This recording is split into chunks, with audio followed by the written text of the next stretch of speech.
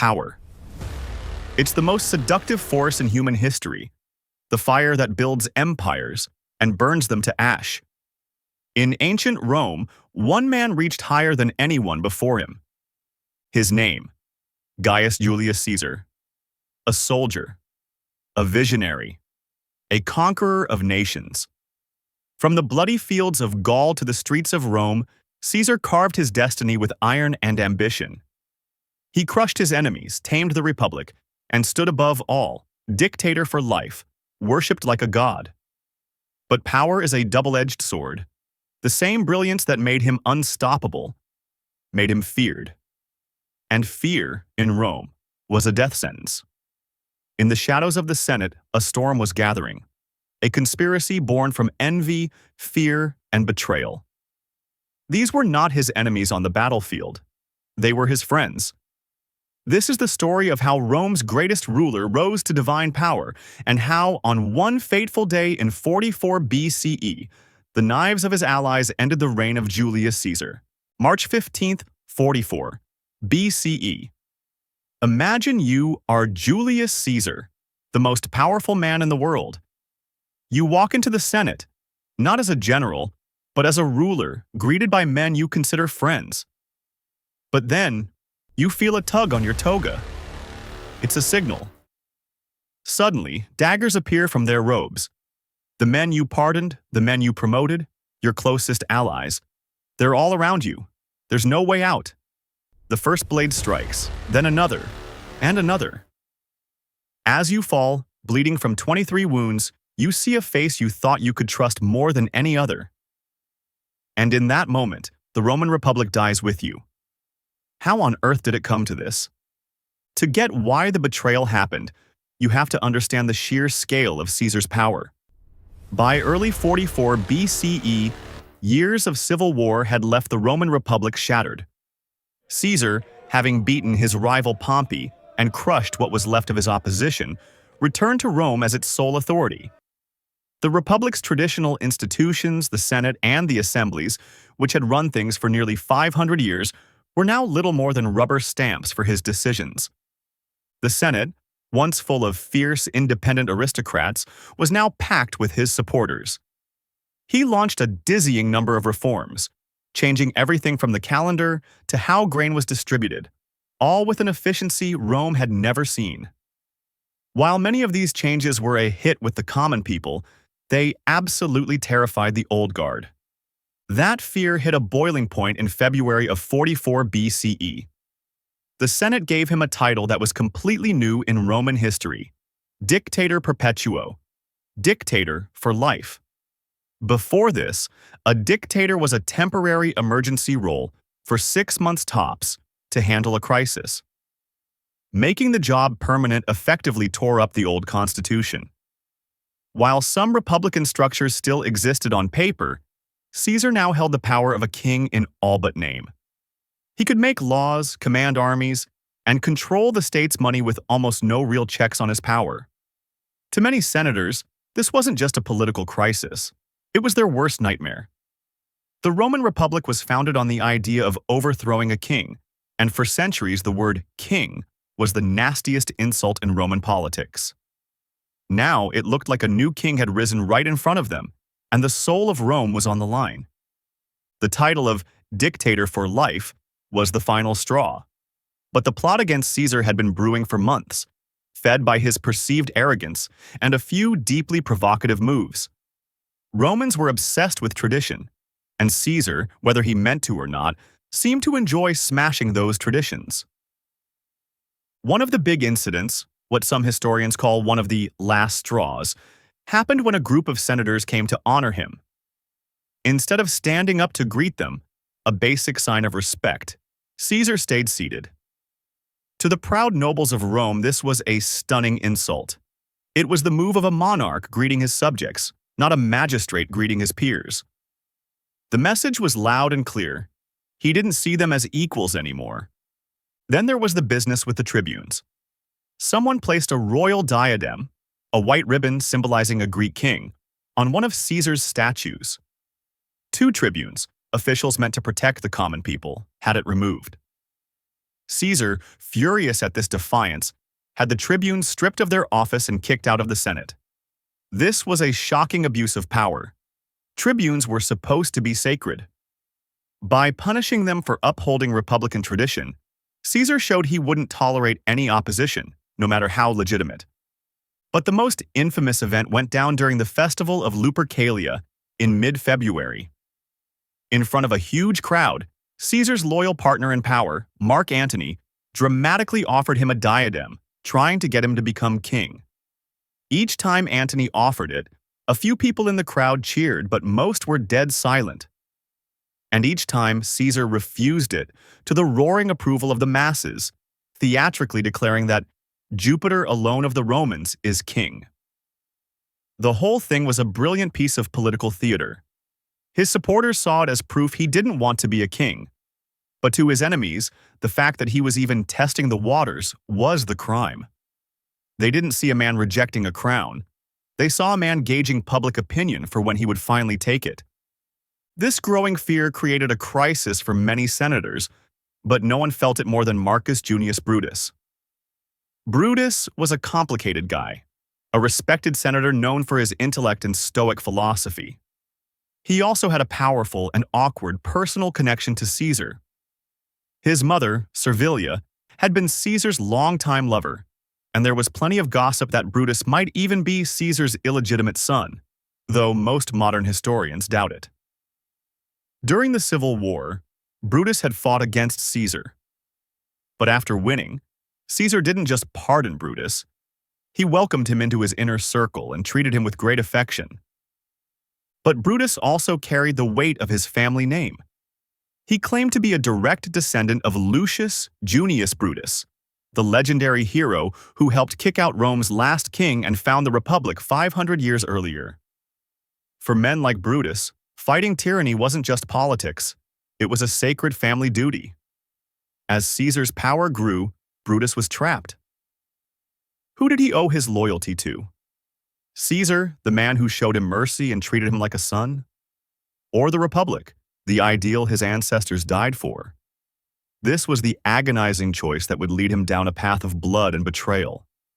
The man who pushed Brutus from conflicted to conspirator was Gaius Cassius Longinus.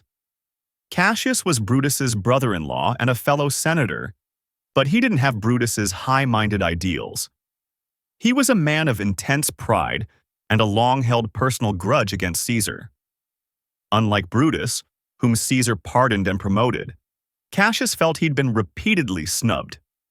His motives were a mix of republican principle and good old-fashioned personal resentment. It was Cassius who started recruiting, playing on Brutus's sense of duty and his famous family tree. He left anonymous notes for Brutus to find, asking things like, "Are you really a Brutus?" and "Brutus, are you asleep?" They were a direct challenge to his conscience, a call to live up to his legacy and defend Rome. Brutus was hesitant. He was grateful to Caesar and respected him. But Cassius was persistent, arguing that Caesar's ambition was a cancer that had to be cut out before it killed the Republic. In the end, Brutus's fear for Rome's future won out over his personal feelings. He joined the plot, and his involvement was the turning point. Brutus's reputation for honor gave the conspiracy an air of legitimacy. This wasn't just a gang of bitter nobles. With Brutus on board, it could be seen as a noble act to save the Republic. With Brutus in, the conspiracy quickly grew to about 60 senators. It was a mixed bag. Some, like Cassius, had personal scores to settle. Others were true believers in the Republic. Shockingly, many key plotters were from Caesar's inner circle, men like Decimus Junius Brutus Albinus. Decimus was one of Caesar's most trusted generals, so close that Caesar had named him as a secondary heir in his will. The fact that even men who benefited most from Caesar's power were willing to kill him shows just how deep the fear had run. The conspirators debated their plan. Should they kill Mark Antony too? As Caesar's co-consul and right-hand man, he was an obvious threat. Cassius argued yes, but Brutus overruled him. He insisted their act had to be a clean, surgical strike against a tyrant, not a messy political purge. They were sacrificers, he said, not butchers. It was a noble idea, but it would turn out to be a catastrophic mistake. They set the date, the Ides of March, March 15th, the last Senate meeting before Caesar was scheduled to leave for a 3-year war in the East. It was now or never. The morning of the Ides of March was thick with bad omens. Caesar's wife, Calpurnia, had been tormented by nightmares, dreaming she was holding her husband's bleeding body. She begged him not to go to the Senate. Caesar himself was feeling unwell and had been warned by a soothsayer to beware the Ides of March. He took the omens seriously and decided to stay home. The conspiracy was about to fall apart. At this crucial moment, Decimus Brutus, the man Caesar trusted like a brother, stepped in. He went to Caesar's house and gently mocked him for paying attention to a woman's dreams. He reminded Caesar that the Senate was waiting to vote on more honors for him, and that not showing up would be a huge insult. He persuaded Caesar that if he had to postpone, he should at least go and do it in person. Shamed and reassured, Caesar changed his mind. Decimus had just led his friend straight into the trap. When Caesar arrived at the Curia of Pompey, where the Senate was meeting, the plotters swarmed around him, daggers hidden in their togas. One of them, Tullius Cimber, stepped forward with a petition, the signal. He grabbed Caesar's toga and yanked it down from his shoulders. "Why, this is violence!" Caesar cried out in Latin. At that instant, the first blow fell. Publius Servilius Casca lunged forward, but his nerves got the best of him, and his dagger only grazed Caesar's shoulder. Caesar spun around, grabbed Casca's arm, and yelled, "Accursed Casca, what are you doing?" Panicked, Casca screamed for help. Then it was chaos. The other conspirators surged forward, a frenzy of senators stabbing wildly. Cassius slashed Caesar across the face. Blinded by his own blood, Caesar thrashed and stumbled until he was backed up against the base of a huge statue of his old rival Pompey. He was cornered. It was there, as he was collapsing, that he saw him. Marcus Junius Brutus, dagger in hand, moving toward him. What happened next is the stuff of legend. The famous line, "Et tu, Brute," "You too, Brutus," was invented by Shakespeare.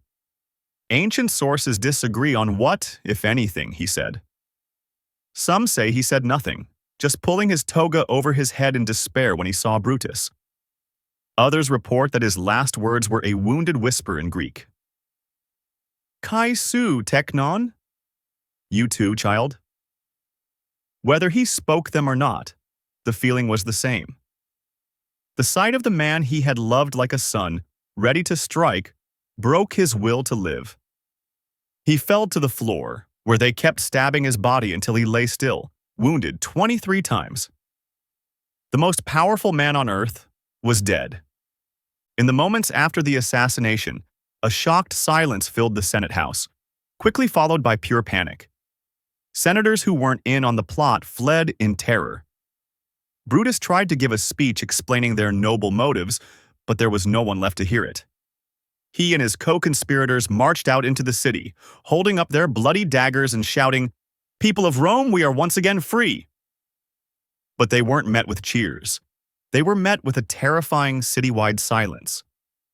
The people of Rome, hearing rumors of the murder, had locked themselves in their homes, terrified that another civil war was about to begin. The liberators, as they called themselves, had made a fatal mistake. They thought that by killing Caesar, the Republic would magically pop back into existence. They had completely misjudged the people. The Roman lower and middle classes didn't see the Senate as noble defenders of liberty. They saw them as a corrupt, self-serving aristocracy. To them, Caesar had been their champion. They didn't see his death as liberation. They saw it as a murder by the rich and powerful. The man who understood this perfectly was Mark Antony. In the days that followed, Antony played a brilliant political game. He publicly struck a deal for the conspirators' amnesty in exchange for ratifying Caesar's acts, lulling them into a false sense of security. But behind the scenes, he was getting ready to turn the city against them. His big moment came at Caesar's public funeral. First, Brutus gave a calm, logical speech. Then Antony took the stage and delivered one of the most effective speeches in history. He started by calling the assassins honorable men, but then he tore their argument to shreds. He reminded the crowd of Caesar's generosity and his love for the common people. He dramatically held up Caesar's bloody toga, pointing out the rips made by the daggers of his so-called friends. And then, the masterstroke. He read from Caesar's will. Caesar had left his vast gardens to the public as a park, and, more importantly, had bequeathed a large sum of money to every single citizen of Rome. The crowd, already grieving, exploded into a riot. The honorable men were now murderers.